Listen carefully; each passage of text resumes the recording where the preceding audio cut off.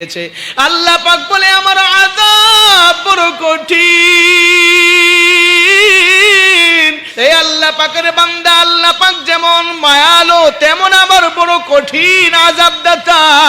এই জন্য আল্লাহ পাকের আযাব যেমন বড়, আল্লাহ পাক যেমন বড়, আল্লাহ পাকের আযাবও এরকম বড়।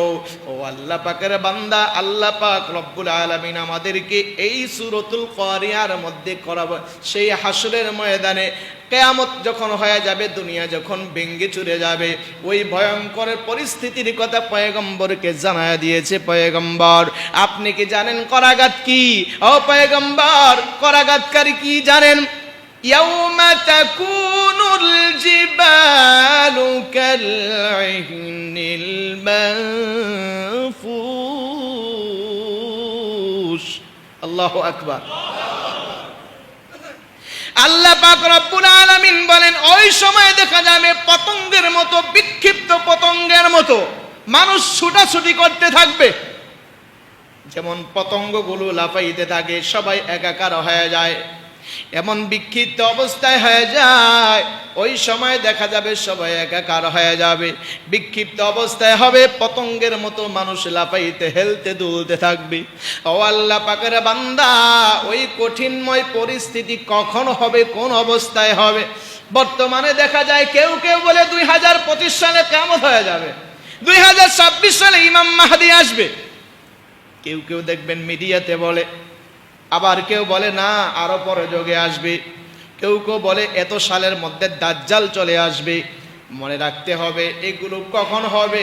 আমার আপনার নবীজি জনাবে মুহাম্মাদুর রাসূলুল্লাহ সাল্লাল্লাহু আলাইহি ওয়াসাল্লাম তিনিও তো বলতে পারে নাই। আপনি কিভাবে বললেন 25 সালে হবে? আপনি কিভাবে জানলেন 30 সালে দাজ্জাল আসবে? এটা একমাত্র কার কাছে এলেন? জোরে বলেন না কার কাছে?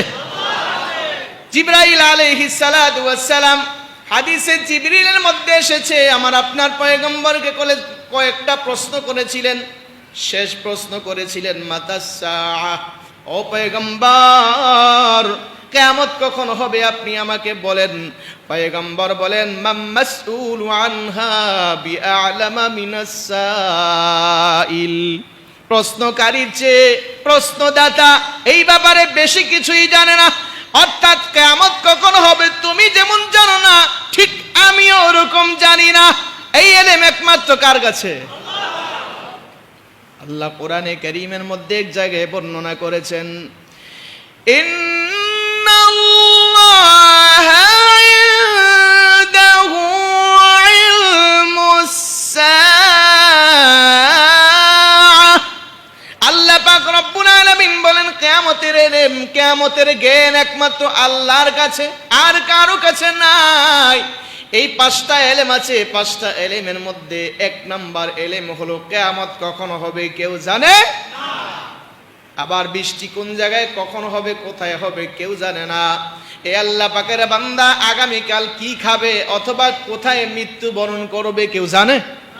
জোরে বলে না জানে? মায়ের গর্ভে কোন সন্তান আছে কেউ জানে? ছেলে হবে না মেয়ে হবে কেউ জানে? টেস্ট করার পর 6 মাস পার হইলে যখন পূর্ণ হয়ে যায়, মেশিনের সাহায্যে ধরতে পারে। 6 মাসের আগে মেশিনও তো ধরতে পারে না, ঠিক না ঠিক? কিন্তু আমার আপনার আল্লাহ জানে কি জানে না? 6 কোটি বছর আগেই জানে, ঠিক না ঠিক? আমার আপনাকে দুনিয়াতে পাঠানোর আগে কি, দুনিয়া সৃষ্টি করার আগেই জানে কোন মায়ের গর্ভে কোন সন্তান হবে। এটা কার কাছে এলে? তো ঠিক আল্লাহ পাক কিয়ামত সম্পর্ক আল্লাহই জানে, আর কেউ। তো 2025 সালে মাহদি আসবে না দাজ্জাল আসবে, 26 সালে কেউ আসবে এটাও বলা যায় না, কারণ এটারও ইলম কার কাছে? তবে নবীজি ভবিষ্যৎবাণী করে গিয়েছেন কিয়ামত কখন হবে, দাজ্জাল কখন আসবে। কিছু আলামত দুনিয়ার মধ্যে বর্তমানে এগুলো চলতেছে, কিছু হয়ে যাচ্ছে, কিছু হয়ে গেছে, কিছু চলতেছে। এই জন্য কিছু কিছু উলামায়ে কেরাম বলেন দাজ্জাল আবির্ভাব হওয়ার খুব কাছাকাছি সময়। তবে হ্যাঁ, কিয়ামত ততক্ষণ হবে না যতক্ষণ না পর্যন্ত হাদিসে এসেছে আল্লাহ রাসূল বলেন লা তাকুমুস সাআতু হাত্তা ইউকালা ফিল আরদি আল্লাহ আল্লাহ।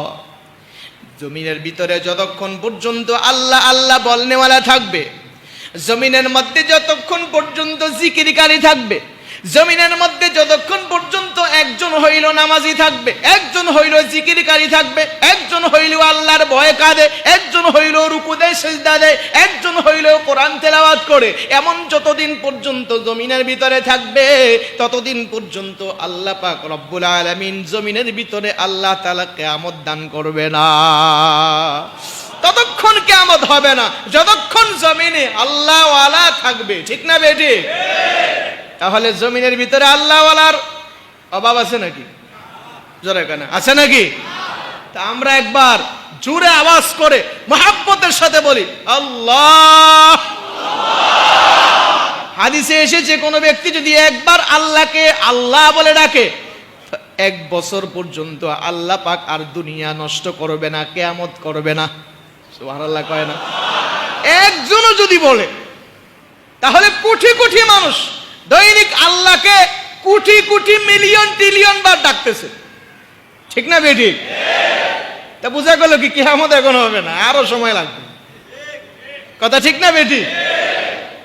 অন্য হাদিসে এসেছে যে একজন আলেম যখন জমিনের ভিতরে থাকবে ওই আলেমের জন্য গর্তের পিপিলিকা, সমুদ্রের মাছ, গাছের পাখি পর্যন্ত তার মাগফিরাত এবং নাজাতের জন্য দোয়া করে। কেন? এটার জবাব হলো ওই পাখি জানে, ওই পশু জানে, ওই মাছের গর্তের পিপিলিকা জানে, সমুদ্রের মাছ পর্যন্ত জানে যে আলেম থাকবে, আল্লাহওয়ালা থাকবে, জিকির করনেওয়ালা থাকবে, কোরআন তেলাওয়াত করনেওয়ালা থাকবে, দোয়া দুরূদ পড়নেওয়ালা থাকবে, আল্লাহকে ভয় করনেওয়ালা থাকবে, আলেম ওলামা থাকবে না।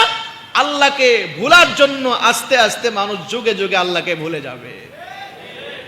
আর যখন আলেম থাকবে না তো আল্লাহ আল্লাহ আস্তে আস্তে কমে যাবে, আল্লাহ আল্লাহ আস্তে আস্তে কমে যাবে।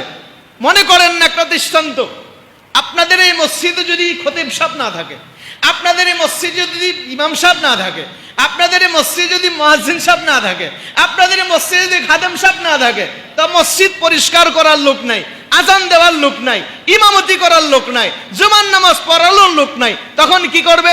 সাধারণ মুসল্লিরা আসবে, আয়সা দেখবে যোগ্য কেউ নাই, তখন একজন অযোগ্যরে দাঁড় করায় দিবে, ওই অযোগ্য নামাজ পড়াইবে, আরেকজন আইসে কইবে ধত বেটা তুই কি জানোস, তোরতে আমি বেশি জানি, আমি কি কথা, আমি নামাজ পড়াবো। ঠিক না বেঠিক? তখন কি হবে? মসজিদের মধ্যে গন্ডগোল হবে, ফিতনা ফাসাদ হবে, আস্তে আস্তে অশিক্ষিত, আস্তে আস্তে মূর্খতা বেড়ে যাবে, জমিনের মধ্যে ফিতনা ফাসাদ শুরু হবে, নামাজি আস্তে আস্তে কমতে থাকবে। ধুত এই মসজিদে আর যাইতাম না, ইমাম সাহেব নাই, মুয়াজ্জিনও নাই, সাধারণ মূর্খ গিয়া নামাজ পড়ায়, এই মসজিদে আর যাইতাম না। ওই মসজিদে গিয়া দেখবে একই অবস্থা। আস্তে আস্তে এইভাবে দেখা যাবে মানুষ আস্তে আস্তে নামাজ ভুলে যাবে, জিকির ভুলে যাবে, কোরআন তেলাওয়াত ভুলে যাবে। এইভাবে হইতে হইতে এক সময় মানুষ গান বাদ্য নিয়ে, অশ্লীল বেহায়াপনা নিয়ে ব্যস্ত থাকবে। এইভাবে যখন আল্লাহকে একবারে মানুষ ভুলে যাবে, ওই সময় আল্লাহ পাক কিয়ামত জমিনের ভিতরে দান করবে।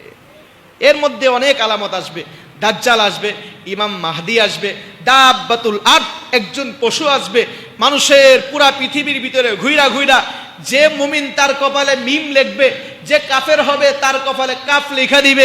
ইয়াজুজ মাজুজ আসবে, আল্লাহ পাক এইভাবে আবার দেখা যাবে পূর্ব দিক থেকে আগুন পাঠায়া পশ্চিম দিক পর্যন্ত সমস্ত মানুষকে নিয়ে যাবে।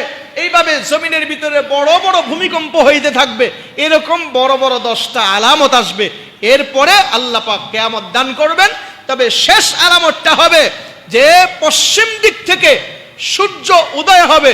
এখন প্রত্যেকদিন সূর্য উদয় হয় পূর্ব দিক থেকে, কিন্তু যখন পশ্চিম দিক থেকে সূর্য অস্তে যাওয়ার পরে রাত হওয়ার আগে সন্ধ্যা যখন হবে, তখন দেখা যাবে কিছুক্ষণ পর আবার পূর্ব পশ্চিম দিক থেকে সূর্য উদয় হচ্ছে। এরপরে একবারে হইতে হইতে মধ্যখান পর্যন্ত সূর্য চলে আসছে, এরপরে আবার ডুবে গেছে। এই অবস্থা হওয়ার আগ পর্যন্ত মানুষের তওবা কবুল হবে। এই অবস্থা হওয়ার পর থেকে নিয়ে কারো ইবাদত, কারো তওবা, কারো জিকির আজকার কবুল হবে না।